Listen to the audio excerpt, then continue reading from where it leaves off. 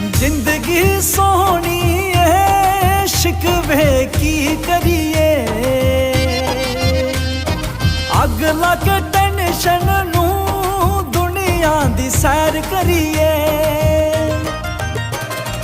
जिंदगी सोहनी है शिकवे की करिए,